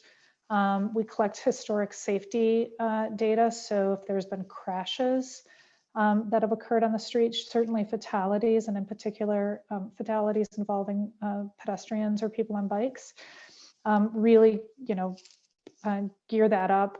We look at other kind of critical user destinations in the area. So if there's parks or schools or senior centers or recreation centers, something else that might be a big generator of local community traffic, where we would want to make sure that that's addressed. And then we look at the whole network to see how that street is used. So by and large, higher order streets get more difficult to do traffic calming on. So if it's a street like, Perrysville or, North Avenue or something like that, gets more difficult to try and do traffic calming on a street like that than some of the tertiary cut through streets that people are just finding a way to bypass the designed transportation corridors. And then we look at, that network effect that I talked about earlier of while traffic calming is not meant to be a traffic reduction, it's meant to be traffic calming. We do know that motorists don't like speed humps and mini circles and neck downs and things like that. So they will choose other routes. And so we need to be conscious of what that means. So if the data collection, so usually it takes us, between 1 and 3 months to schedule that data collection because we do have a long list of requests that come in. So if the 85th percentile speed, which means it's the speed that about 80% of the vehicles, it's the speed at which 85% of the vehicles are traveling below and 15% of vehicles are traveling above. If that is greater than the posted speed limit, then it is, and it's the right typology of street, then it is eligible. I will say, unfortunately, most of the streets that we collect data on, the 85th percentile speed is well in excess of the posted speed limit. Again, we just need all motorists everywhere to slow down. And then we look at sort of the magnitude. So what is the amount of speeding that's happening there? What is the volume of vehicle traffic that's there? Streets that have, more than 1,000 vehicles a day, it gets more difficult again to do traffic calming on those streets versus the lower volume streets.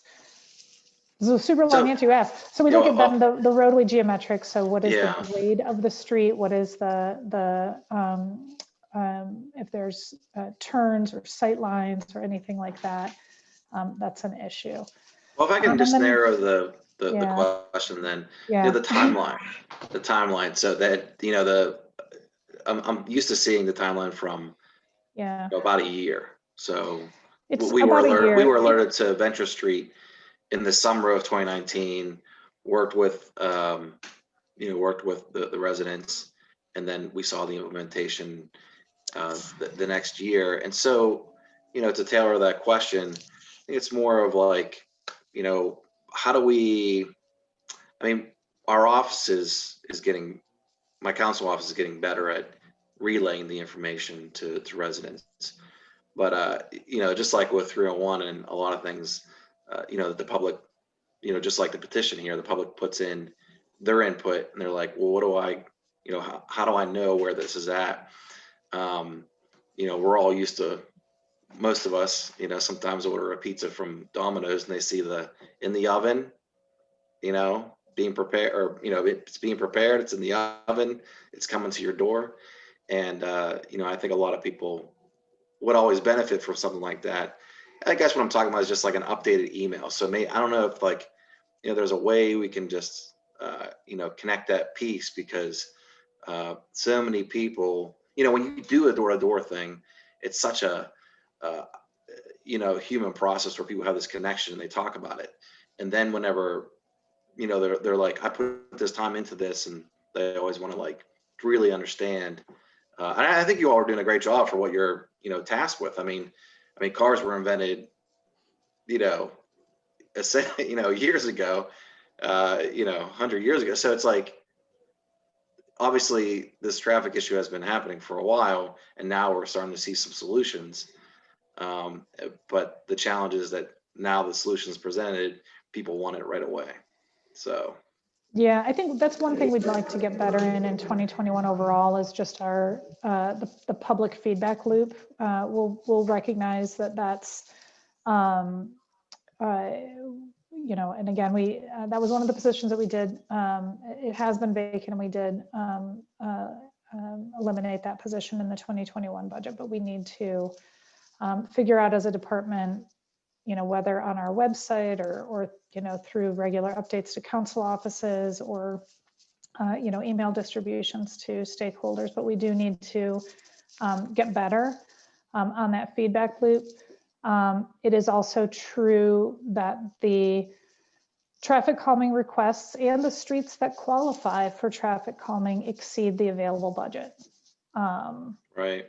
So, there is that prioritization exercise that we need to do, both within our department and with the council, under the council leadership, to choose amongst equally worthy candidates.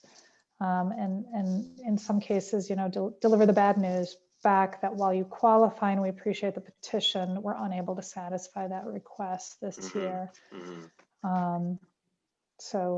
But Yeah. communication in general is something we definitely have on the work plan for 2021, because we do need to follow back up with people that have put in their level of effort to It'd be put their great request to in. integrate this with something like 301, almost like Yeah. even though we're all mostly virtual now, there is some sort of virtual or online petition where someone can actually enter in their email address, and just like the 301 dashboard that's coming, they could Yeah. or the generated emails they get from 301, they could get just one blast on where this project is. I think that's some solutions that maybe IT would be interested in, or IMP. All right, so how much funding do we have in traffic calming for this upcoming year? Ooh, I have to pull it up. I want to say 200,000, but I have my budget in the other window here. And the traffic calming projects generally range from about 40,000 to about 100,000 in those projects. I'll get back to you with the actual numbers. I can't pull it up as quickly as I Yeah, so that's should. definitely going to be a challenge, since that sounds like four projects. Yeah, there's some carryover, and we do try and incorporate that traffic calming, that involves pavement markings only, as opposed to speed humps or other things. Incorporate that into our street resurfacing program, where we'll have to put back markings anyway after we mill it. So we do try and leverage across programs to do more than that number might relay. But yes, it is a. And we put this in the operating budget, or? No, it's capital. It's a capital budget, depending on the intervention that we do. Things like the mini circles, the curb, concrete curb extensions, medians, pedestrian refuge islands, those are all bond eligible. Things like speed humps and just pavement markings do require the PAGA, which is much harder to come by. So there is some greater flexibility there since it's in the capital budget then. Yeah. Okay. Could you tell me what the long-term plan is for the sidewalk extension program? Right now we have it on a expedited basis, and I'm curious to know what that looks like for restaurants. Like, is there any? I heard some previous discussions of maybe looking at some, kind of like we have the side lot program. Are there side lots next to small businesses, restaurants, where they can do more outdoor activity during the winter when it gets cold? And it's cold right now, but I just didn't know where that was at. But then also, if we, when this pandemic is over, are the things what will we learn from this where we can, budget for in the future? Yeah, the side lot program and those kinds of things would be out of the Department of City Planning and Department of Permits, Licensing and Inspection, because it's on private property. Mm-hmm. So I couldn't give permission to use other private property. What DOMI is working on, obviously, is the use of the public rights of way. And we've heard from a lot of places that, can we keep this going after the pandemic is over? Because it has been, a great way to animate our streets. It's, people like being, out in the world. Really, they like being out in the world when there's a pandemic going on, but in general, like being out in the world. And so we are going to look at options for keeping the streeteries, as we call them, the sidewalk extension projects going. Our anticipation is that would follow the sidewalk cafe process that we have now that does require council engagement and approval on those.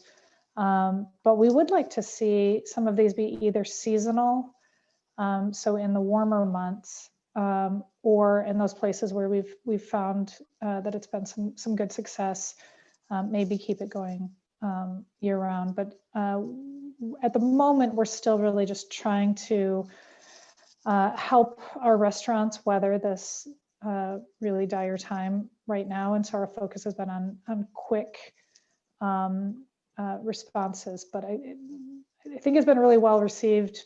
Certainly the business community appreciates having the option. Many of our neighbors have reported, really being pleased with the kind of transformation of the streets that happened. So we'll look to make some of those appropriately permanent with, in coordination with the council members of those districts. Yeah, I know there are several businesses that are, they really like the response and the responsiveness of everyone, your department and PLI during these times. So thank you for that. I just had a question about BRT. This has been a long-standing program. Could you tell us where that's at? I think it's been at least 10 years that I've been hearing about this.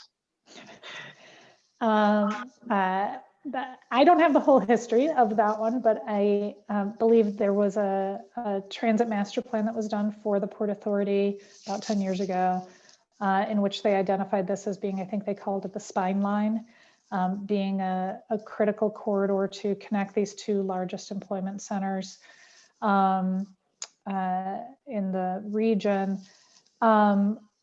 it has really, gotten a big push in the last 2-3 years here. We have now, the Federal Transit Administration has now selected this project for federal aid. My understanding is that we do not yet have the Port Authority now would be the grant recipient of that.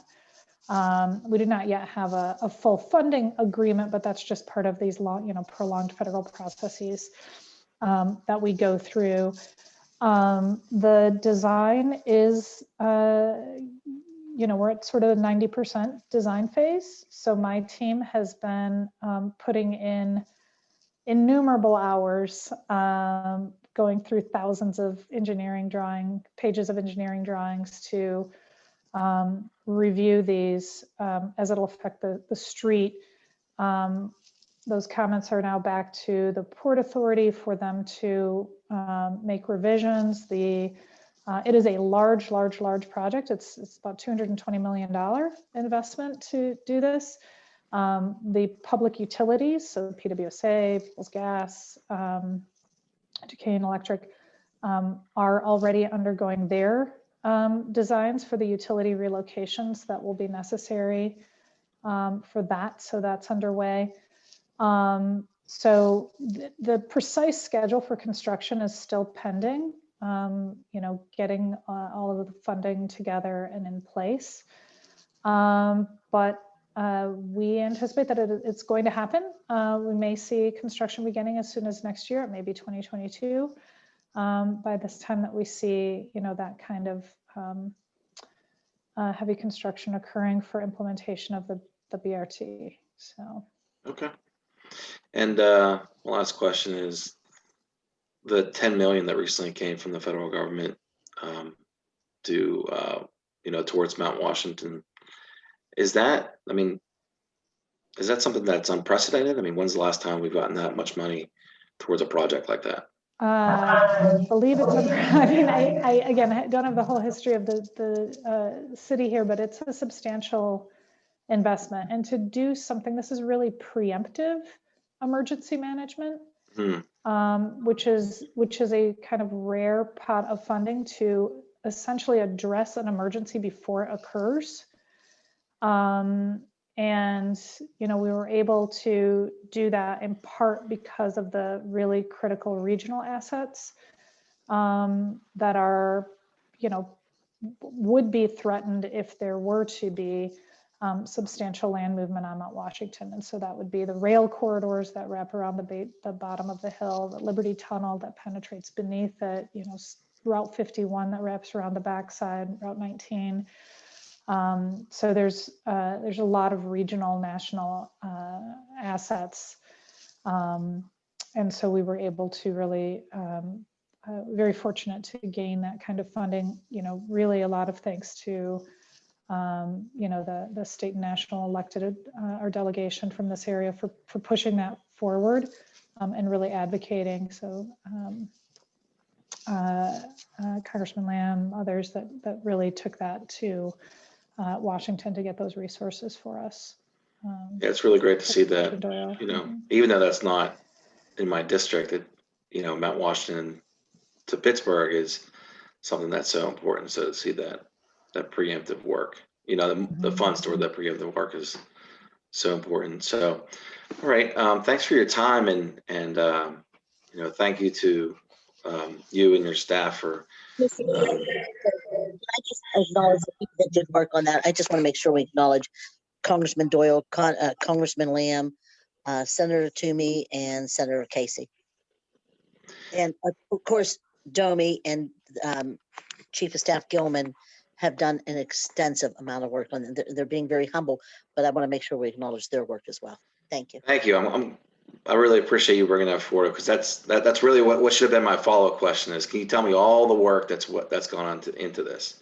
Because that's what I'm looking at. I'm looking at the headlines, and since I haven't been a part of the process, I'm always curious on how the city of our size and what we have to work with, how we can gather more funds. And so I've been seeing so much investment from the state on certain projects, and to see this type of funding at the $10 million mark. I mean, if anyone would like to elaborate even more on the type of work that goes into funding like that, I don't want to miss this moment to really congratulate the people that have worked so hard for this. I will just say a lot, a lot of work goes into putting together the funding packages for something like that. But yeah, we can provide the technical information, which we did, and thanks to Eric and his team and so many in our department that did that. But yeah, it doesn't get done without that kind of advocacy in Washington that we're really, really fortunate to have. Yeah. So the whole time that your department, you know, people that are on this call are working on traffic calming, are working on, you know, the bridge infrastructure that we need to keep up with, the roads have to be paved, the coordination between utilities, which, you know, is a large part of how we improve our, you know, our paving in the future. You know, all the technology aspect of what your department does in terms of, you know, up in the air and the right of way, all the, you know, the signage, everything that we're discussing here that's in your slide presentation. On top of all this, your department is also gathering this information and reporting, I guess, to the administration on you know, what the technical surveys say, and you know what we should be looking forward to in the next 50 years of a you know, slope like Mount Washington. And so you're gathering all the information, you know, doing your job at the same time, and then at the end of it, we get to see some $10 million you know, investment from the federal government. I mean, to me, that's just incredible to see you know, you and your staff work towards something that we all see every day, like our roads, but then also something larger like this. So I just want to thank everyone. And I know President Cal Smith, you know, this is your district, and you know, part of it is Councilman Krause's, but it's just great to see this type of investment. And I just really want to also acknowledge that we have grant writers, the budget offices that worked on this on both sides. Now, there's a lot of people involved in these kinds of things. And actually, we started this years ago, just so you might want to start this now somewhere in your district, is we started with giving a tour to people to let them know what the issues were. And then, you know, it took a lot of people to understand that we need to address this in a more comprehensive way instead of piecemealing the repairs to Grandview Avenue together. And I'm thankful that this administration saw the value in that. Great. I appreciate understanding more of what all goes into a package like this. So with that said, you know, this has been a great budget hearing, and you know, to finish up here, I wanted to, I believe, Director Urbanek, do you have something to say before I make the last comments? Yeah, I just have a couple final comments as well as last budget hearing. I want to thank Director Wicks today, but I also want to thank all the directors this year for their presentations, the data that they've shared with us, and the ability to be able to answer the questions asked of them thoroughly, or at least get back, if they don't have the information right there, they've gotten back to the budget office here, as well as to members of council. As well as I want to thank them for the work all year long. I also want to take that last hearing here, take a moment to thank City Council and for their participation this year. This is since I became budget director in 2006. This is the best participation I've seen. Of course, members always are watching, or having their staff watch the hearing and go back and review the information. But for the amount of questions and the information and the knowledge of our members, this is been one of the best years. And I'd like to thank Councilman, our Finance Chair, Councilman Dan Lavelle, for spearheading a lot of efforts this year, as well as Council President Smith. I also just wanted to make a final comment on the budget at large. We opened up the hearing process with the overview. And I just want to remind for the public and for the members as well too, that we have a severe revenue crisis, and we were faced with multiple crises this year, as you know. As a result of the pandemic and other issues, we are facing a $130 million revenue deficit. That's a lot of money. And that has turned into an expenditure crisis as well. We wouldn't be here right now talking about a 6-month plan if it wasn't for the excellent fiscal stewardship of this council, of this current administration, and the 3 administrations and councils. Because of that good fiscal stewardship, we were able to have a fund balance that has allowed us to move on. There is $76 million less that we in revenue this year. Had we not had $120 million, we would be talking a 6-month budget. We would be talking about massive cuts. We will, as we know, be back at some point to redo this budget. This particular budget is to get us through, because we have a requirement to have a balanced budget to begin spending our money, paying our bills and paying our payroll for January 1st. But without a doubt, regardless of whether we receive money or not, we need to and amend this budget sometime in the spring, hopefully. And hopefully it's a lot of revenue. To close out for me, again, I'd like to thank all my council and also the administration. I'd like to thank the mayor, obviously, David Gilman, and my counterparts in the Office of Management and Budget. Kevin Powell and his staff has been excellent. We've had some great communication. Once again, spearheaded by Finance Chair Lavelle. But this particular budget was very well done. It anticipates a lot of things. And, mostly preserving staff. Even though there are some cuts in that first 6 months of the year, there are no layoffs.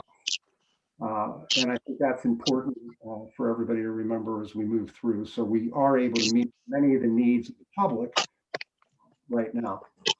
Once again, thank you, everybody. Thank you, Chairman Wilson, for jumping in. We missed Councilman Coghill. Unfortunately, he was at every single meeting, hearing, and had a family emergency, so he's out. But we'll hopefully see everybody back in the spring. Not for a zillion public hearings or budget hearings, but to do some amendments, and hopefully that's with a large sum of funds. Thank you so much, everyone. Well, thank you, Mr. Urbanek.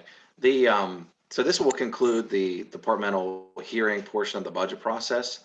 So motion to recess the budget hearing. I'll need a motion to recess the budget hearings until Monday, when we resume the budget process with the tax, budget, and citizens participation hearing at 10 a.m. and the line item vote on the 2021 budget at 1:30 p.m. So moved. Second. Thank you. Thank you all.